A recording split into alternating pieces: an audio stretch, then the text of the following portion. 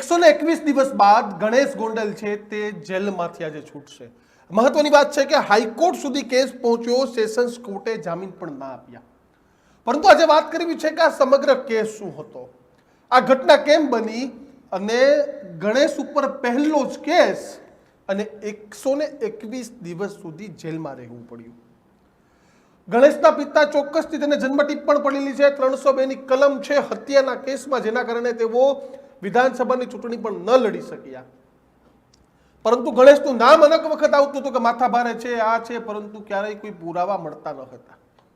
પરંતુ ગણેશ અને તેના સાથીદારો છે તે જુનાગઢ પહોંચે છે, ગાડી રિવેસ લેવાની બાબતે કોઈ બબાલ થાય છે અને તેમાં જુનાગઢ NSUIના પ્રમુખ દલિત આગેવાન સંજય સોલંકી સાથે બબાલ થઈ જાય છે।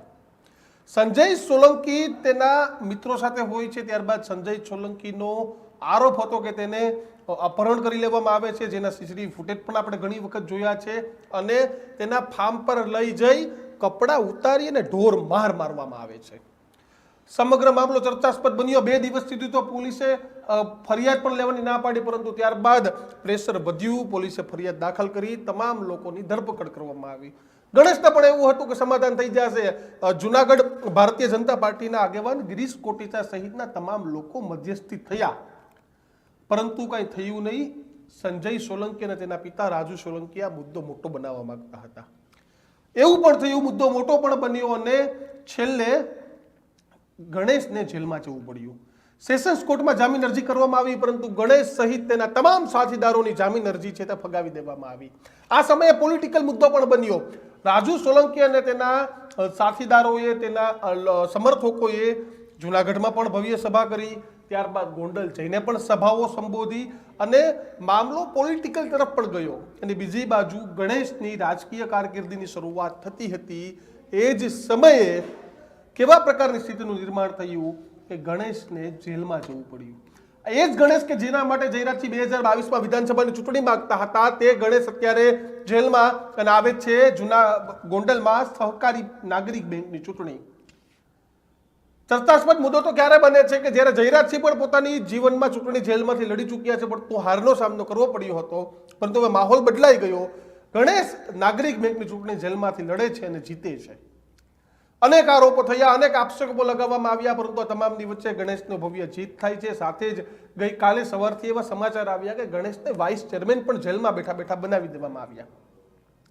હજુ તો આ સમાચાર પૂરા ન થયા, ત્યાં હાઈકોર્ટમાંથી એવા સમાચાર આવ્યા કે ગણેશને હવે જામીન પણ મળી ગયા।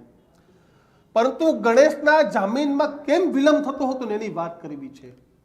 સતત સંજય સોલંકી અને તેના વકીલ કોર્ટમાં એવી દલીલો કરતા રહ્યા કે ગણેશને અને તેના સાથીદારોને જામીન ન મળવા જોઈએ, એટલા માટે ન મળવા જોઈએ કે આ કુખ્યાત છે, તેના પિતા પણ 302ના કેસમાં જેલમાં રહી ચૂકેલા છે, મારામારી, ખંડણી, અપહરણ, આવા ગુનાઓ તેની સાથે રહેલા લોકો અને ક્યાંક તેના પર પણ પ્રત્યક્ષ કે પરોક્ષ રીતે લાગેલા છે। આવા અનેક મુદ્દાઓ છે તેને રજૂ કરવામાં આવ્યા, તેના કારણે વિલંબ પણ થયો, પરંતુ અંતે નામદાર હાઈકોર્ટે ગઈકાલે જુનાગઢ જિલ્લામાં પ્રવેશ ન કરવાની શરતે જામીન છે તે આપી દીધા છે। 121 દિવસ એટલે કે લગભગ 4 મહિના જેટલા સમય જેલમાં રહ્યા બાદ ગણેશ હવે આજે બહાર છે તે આવી રહ્યા છે। ત્યારે મહત્વની વાત છે કે હવે ગોંડલમાં શું થાય છે, જયરાજ છે અને તેનું જૂથ શાંત બેસે છે કે નહીં। કારણ કે 2022ની ચૂંટણી બાદ આપણે જોયું કે ચૂંટણી પૂરી થઈ ગયા બાદ પણ રીબડા સાથેની રાઇવલરી હતી, તેમાં જયરાજસિંહ, તેના સમર્થકો, ગણેશની પણ ઓડિયો ક્લિપો આવી હતી। આ તમામ લોકો રીબડા શક્તિ પ્રદર્શન કરવા પહોંચ્યા હતા, પરંતુ હવે કોર્ટે એવું કહ્યું છે કે જુનાગઢમાં પ્રવેશ બંધી છે અને બીજી બાજુ રાજુ સોલંકી પણ સુરત એક ગુનામાં જેલમાં છે। ત્યારે હવે આ રાઇવલરી અહીંયા પૂરી થઈ જાય છે કે આગળ વધે છે તે નથી ખબર, પરંતુ હાલ જુનાગઢ પૂરતી પ્રવેશ બંધી છે અને 121 દિવસ પૂછી ગણેશ છે તે જેલની બહાર આવી રહ્યો છે। ત્યારે તમને શું લાગે છે કે આ મુદ્દો અહીં જ પૂરો થઈ જશે કે હજુ પણ આગળ વધશે? જો તમને ખબર હોય તો કોમેન્ટમાં લખો અને વધુ આવા જ વિડીયો જોવા માટે જોતા રહો ન્યૂઝ રૂમ, ગુજરાતનો ગર્જનાદ। નમસ્કાર।